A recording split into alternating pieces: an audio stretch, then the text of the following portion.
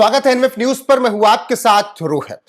कांग्रेस लगातार अपना जनाधार खोते जा रही है। 2014 के बाद कांग्रेस का क्या हाल हुआ ये सब ने देखा, लेकिन जिस तरीके से कांग्रेस नेताओं के बयान हैं, वो बयान बताते हैं कि कांग्रेस के नेता शायद कुछ सीख नहीं रहे अपने गलतियों से।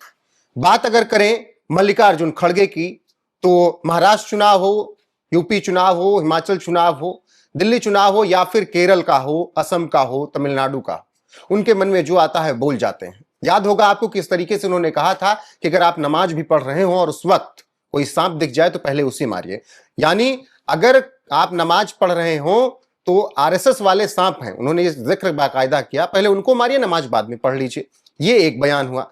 दूसरा बयान राहुल गांधी, आप कब क्या बोलते हैं सुनते ही रहते हैं कि शक्ति से लड़ना है, इससे लड़ना है, उससे लड़ना है। एक केरल में सीबी मैथ्यू करके कांग्रेस के नेता हैं, वो कहते हैं महिलाओं से कि विपक्षियों को फंसाने के लिए अपना ब्लाउज फाड़ लो।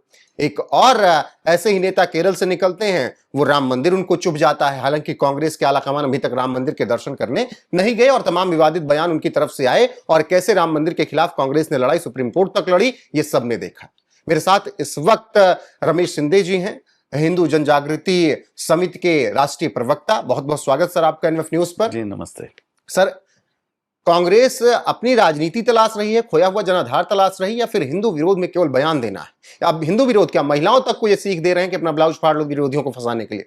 जी देखिए, ये कांग्रेस की पहले से राजनीति रही है। उसके अंदर यदि हम देखते हैं तो वो मुस्लिम तुष्टीकरण या माइनॉरिटी तुष्टीकरण की जो राजनीति है, माइनॉरिटी अपीजमेंट की, तो ये राजनीति तो पहले से रही है। लेकिन कुछ समय से हम देखते हैं कि जैसे आपने ये जब 2013 में कांग्रेस की सत्ता का अस्त हो रहा था, तो उस समय पे उन्होंने कम्युनल वायलेंस बिल लाया था और जिसके अंदर ये उन्होंने ये लिखने का प्रयास किया था कि उस बिल के अंदर यानी कहीं पर भी दंगा होगा, कम्युनल राइट होगा, तो वहां पर जो मेजॉरिटी कम्युनिटी हिंदू है उसको उसके लिए जिम्मेदार माना जाएगा और माइनॉरिटी कम्युनिटी को हमेशा उसमें जो एक सरकार से सहानुभूति होगी वो वहां पर मिलेगी। तो ये एक प्रयास था। दूसरा, आपने ये देखा होगा कि उससे पहले अभी हाल ही में इसका खुलासा तत्कालीन गृह मंत्री ने किया। महाराष्ट्र के ही सुशील कुमार शिंदे जो है, वो तत्कालीन गृह मंत्री जब थे तो उन्होंने कहा कि राजस्थान में कांग्रेस की मीटिंग में मुझे ये उच्च स्तर से, उन्होंने नाम नहीं लिया, लेकिन उन्होंने कहा कि मुझे उच्च स्तर से बताया गया कि आप हिंदू आतंकवाद इस शब्द का उपयोग कीजिए। उन्होंने कहा कि ये मुझसे गलती हो गई, मुझे ये शब्द प्रयोग नहीं करना चाहिए था। लेकिन ये वो अब कह रहे हैं, लेकिन आज भी ये खुलासा नहीं हुआ कि भाई किसने बताया ये सब। तो कांग्रेस जो है, ये सोनिया गांधी के आने के बाद ये धीरे धीरे जो है, यानी माइनॉरिटी अपीजमेंट तो आपका हो सकता है भाई, चुनाव में वोट चाहिए तो हर कोई किसी का वोट प्राप्त करने के लिए प्रयास कर सकता है, लेकिन एक सेक्युलर डेमोक्रेटिक कंट्री के अंदर आप ये इतना तुष्टीकरण कर रहे हैं कि उसका परिणाम जो है वो हिंदू विरोध में आपका व्यक्त हो रहा है। और धीरे धीरे तो अब ये सामने आ रहा है कि जैसे मुसलमानों की जनसंख्या बढ़ रही है, वैसे उनको इतना बढ़ावा दे रहे हैं कि उनके वोट प्राप्त करने के लिए मुझे लगता है कि शायद अब उनके अपीजमेंट में भी ये हो गया कि आम आदमी पार्टी ज्यादा अपीजमेंट करेगी या ममता करेगी या कांग्रेस करेगी या फिर ओवैसी करेगा। तो इसमें अब हमारा उसमें नंबर बहुत ज्यादा है, ये बताने के लिए हम देख रहे हैं कि भाई उसमें अब ये कहना भी उन्होंने शुरू कर दिया कि मतलब आरएसएस या बीजेपी के लोग जो है वो जहरीले सांप है और उनको मार देना चाहिए। ये कौन सा मतलब किस प्रकार की डेमोक्रेटिक भाषा है ये? तो इसमें ये हिंसा करने के लिए कहना और ये कहना कि नहीं हम तो गांधी के विचार के पक्ष है, तो शर्म आनी चाहिए ऐसे नेताओं को। ये पहली बार नहीं हुआ है। मल्लिकार्जुन खड़गे का जो बेटा है, तो उसने भी इससे पहले कहा है कि ये सनातन धर्म जो है वो नष्ट होना चाहिए, सनातन धर्म को नष्ट कर देना चाहिए। तो ये जब हेड स्पीच के बारे में जब सुप्रीम कोर्ट में केसेस चल रही थी, उस समय पे हमने इसके बारे में जब सुप्रीम कोर्ट में याचिका दायर की कि भाई जब वो भी तो कह रहा है कि ये सनातन धर्म जो है वो डेंगू मलेरिया और इसको समाप्त कर देना चाहिए, तो जिस सनातन धर्म में वो जन्मे हैं उसी को वो डेंगू मलेरिया मान रहे हैं, उसको नष्ट करने की बात कर रहे हैं। तो मुझे लगता है कि ये एक पराकाष्ठा है, ये एक उनका ऐसे सोचना है कि भाई इन सब चीजों से, लेकिन वो भूल रहे कि इसी का परिणाम ये है कि आज भी भारत में हिंदू बहुसंख्यक है और वो ये जो टेकर फॉर ग्रांटेड ले रहे हैं, तो आज की पीढ़ी ये सुन करके उनके साथ नहीं रह सकती है। आज की पीढ़ी ने अपना मार्ग जो है वो चुन करके लिया, और इसी कारण से अनेक जगह पर जो सत्ता से ये कांग्रेस जो जा रही है, इसका यह मुख्य कारण ये है कि ये इतना बड़ी मात्रा में कहते हैं। तो उनको लगता है कि हम तो संघ के लिए कह रहे हैं, हम तो बीजेपी के लिए कह रहे हैं, लेकिन अंतिमतः आप तो हिंदुओं के लिए कह रही है सारी चीजें। तो हिंदू धर्म को नष्ट करके आप कौन से डेमोक्रेटिक यहाँ पर राजनीति करने वाले, ये सबसे बड़ा सवाल है। सर, मैंने कांग्रेस के कई नेताओं से यह सवाल पूछा जी। कि आपको आरएसएस में आतंकी संगठन दिख जाता है, उसके लिए आप लोग प्रेस कॉन्फ्रेंस देश में कर देते हैं 26/11 के बाद, और हिंदू आतंकवाद जैसा शब्द गढ़ दिया जाता है, लेकिन मदरसे में चल रही गतिविधियां, वहां से निकल रहे तमाम तरीके के प्रूफ उनको नहीं दिखते हैं। तो वो कहते हैं कि हमारी वैचारिक भिन्नता आरएसएस से है, लेकिन आरएसएस जिस तरीके से काम करता है, जिस तरीके से मैनिपुलेट करता है लोगों को, शाखा में जो कुछ सिखाया जाता है, उसकी वजह से हम उनको आतंकी संगठन कहते हैं। तो ऐसा संघ में क्या सिखाया जाता है उसकी शाखा में जो कि आतंकी संगठन हो जाता है, बल्कि मदरसे में कांग्रेस को नहीं दिखता ऐसा कुछ? जी, देखिए, ये मुझे लगता है कि ये बहुत ही ओछी राजनीति है, और ये बहुत ही निम्न स्तर का विचार है, क्योंकि शाखा तो खुली है, सबके लिए खुली है। वहां पर जाकर के क्या सिखाया जाता है, क्या पढ़ाया जाता है, वहां का बौद्धिक क्या होता है, ये सबके लिए खुला है। और यही बात मदरसाओं में यदि या मस्जिदों में जाकर के देखेंगे तो क्या वहां की तकरीरों में लोगों को सहभागी होने का वहां पर ये मिलता है? आज हम यहाँ पर दिल्ली में बैठ करके ये देख रहे हैं, दिल्ली में आज एक समय था कि लोगों को ऐसे लगता था कि डॉक्टर जो है वो प्राणदाता है, वो देवता है। यहाँ पर बम विस्फोट करने वाली टीम कहाँ से मिली? अल फला ये यूनिवर्सिटी के इतने सारे जो डॉक्टर्स है वो आतंकवादी कैसे मिल गए? फिर ये जब बाटला हाउस का प्रकरण हुआ तो वहां पर दिग्विजय सिंह कहते हैं कि भाई वो जो आतंकवादी मारे गए उनको बातें सुन करके सोनिया गांधी की आंखों में आंसू आ गए। तो आतंकवादी के मरने से आपके आंखों में आंसू आ रहे हैं। वो भटके हुए युवा मानते हैं ना उनको ये लोग कि भटक गए और हैं। जो पहलगाम में जब हिंदू जब मारे गए वहां पर, तो वो कह रहे कि नहीं ऐसे हुआ ही नहीं, जबकि वहां पर जो हिंदू है, जो बचे हुए उनके परिवार है, वो कह रहे कि नहीं उन्होंने उनके कपड़े उतरवाए, उन्होंने जांचा कि ये हिंदू है या नहीं है, उनको कलमा बोलने के लिए कहा गया। तो इतना सब कुछ आतंकवाद में कट्टरतावाद जो है वो सामने दिखाई दे रहा है, लेकिन उसको नजरअंदाज करके ये सारी चीजें चल रही है।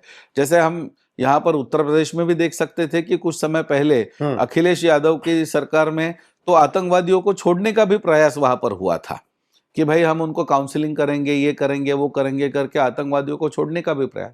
तो तुष्टीकरण की ये जो परिसीमा जो बढ़ रही है ये बहुत गंभीर है, और उसमें जो विचारधारा या जो भारत की संगठन है कि जो राष्ट्रवादी विचार रख रहे हैं या राष्ट्र के हित में बात कर रहे हैं, उनको ही आप देश विरोधी बताने का प्रयास कर रहे हैं, ये बहुत गंभीर बात है। आपका विश्वास तो पाकिस्तान के साथ है, पाकिस्तान के साथ आप कई बार, अब सवाल तो यह आता है कि राहुल गांधी किसी जब कॉन्स्टिट्यूशनल पोस्ट पर नहीं थे तब वो चाइना के प्रीमियर के साथ मिलते हैं, चाइना के जो लोग हैं उनसे मिलते हैं। तो सवाल तो यही आता है कि भाई जब आप विदेश में भी जाते हैं, ये बदनामी या ये हिंदू विरोधी एजेंडा भारत में ही नहीं होता है, ये तो इंग्लैंड में भी हो रहा है, कनाडा में भी हो रहा है। वो जहां जहां जाकर के भाषण देते हैं वहां पर यही सारी चीजें कहते हैं।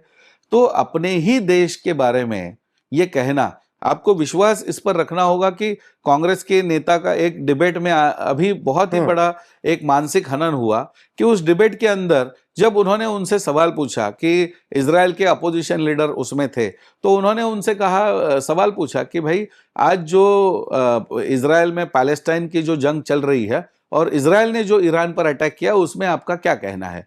तो उन्होंने कहा कि मैं गाजा के ऊपर के अटैक का भी समर्थन करता हूं और ईरान के ऊपर के भी, क्योंकि एक हमारे बीच में क्या है वो हम हमारे देश में देख लेंगे, अपोजिशन और जो रूलिंग पार्टी है। लेकिन जब विदेश से कोई हमारे देश को समाप्त करने का या यहूदियों को समाप्त करने का षड्यंत्र चल रहा है, तो वहां पर सरकार जो भी भूमिका लेगी वहां पर अपोजिशन गवर्नमेंट के साथ है। तो ये कहने के बाद कांग्रेस के नेता का मुंह चुप हो गया।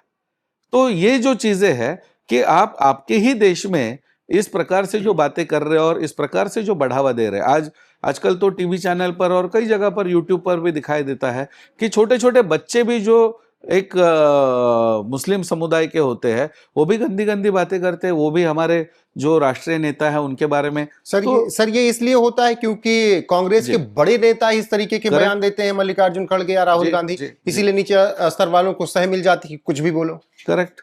तो जो संगठन इतने वर्षों से राष्ट्र के हित में रहा है, जिस संगठन ने आज तक जो भी काम किया है वो राष्ट्र के हित में किया है, और जो संगठन राष्ट्र के मतलब जिसको हम कहेंगे राष्ट्र कार्य के लिए लोगों ने जीवन समर्पित करके उसमें उस संगठन का कार्य किया है, ऐसे संगठन को बदनाम करना तो ये बहुत ही गलत तरीके से हो रहा है। और उनको जहरीले सांप बोल करके आप मारने के लिए, असम में इसके ऊपर अभी एफआईआर रजिस्टर हो चुकी है।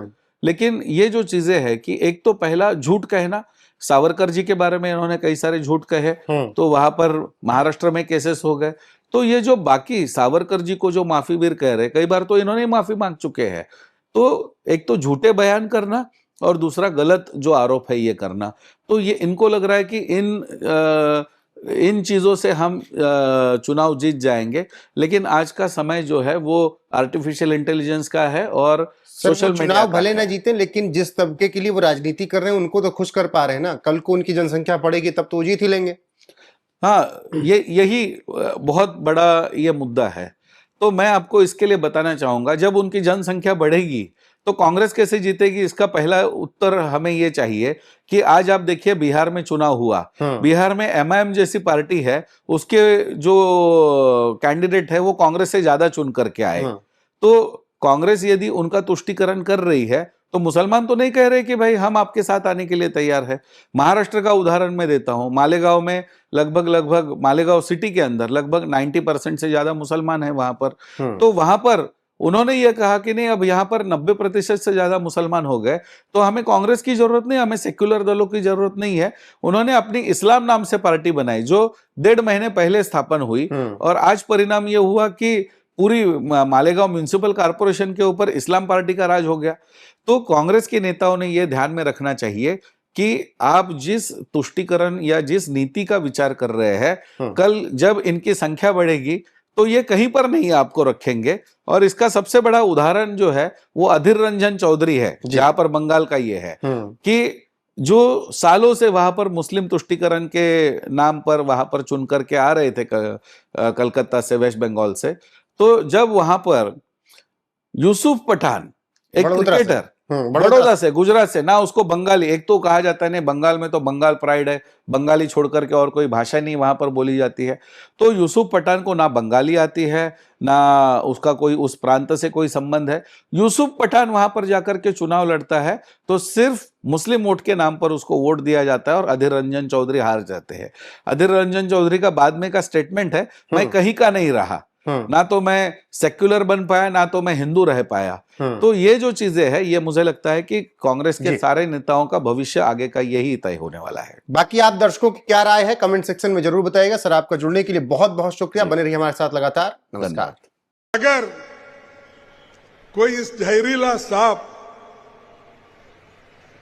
आपके सामने से गुजर रहा है और आप नमाज भी पढ़ रहे हैं, नमाज तोड़ के उस जहरीली सांप को मारना, ये कुरान में कहा है। और मैं यही कहूंगा, आपका नमाज तोड़ना तो परवाह नहीं, ये जहरीला सांप है आरएसएस और बीजेपी, इसको अगर आप नहीं मारेंगे आप कभी बचेंगे नहीं।